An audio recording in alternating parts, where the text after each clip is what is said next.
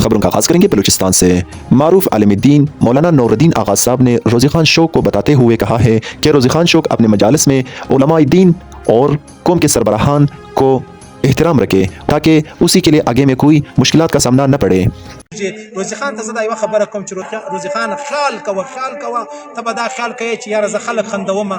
دلته دا خلک ټول دننه په زړه کې ډېر غمګینه دي، بیا خالص ستا د یوې ګوتې شوقیان دي. سبا که پر تا ستړې راله، پر تا ستوماني راله، دا تا ته چې ناست خلک یو والله که ووینې خطاوزه مه په چا خطاوزه مه.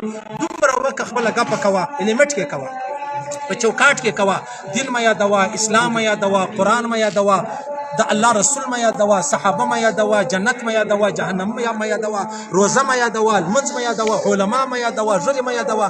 بیا به دی ورځ راشي الله دې نه کوي، الله دې نه کوي، بیا به یو سړی راولاړ شي، دی به خدا نخواسته له دې دنیا واستوي چې ولې یاره پر پیغمبر علیه السلام مبارک یې ګپه وکړله، پر صحابو یې ګپه وکړله. نو دغه ملامتیا بیا ودت ایښول کېږي چې دا غلط کار خو تا وکړي، که تا نه وی کړی ولې به داسې سوي وای.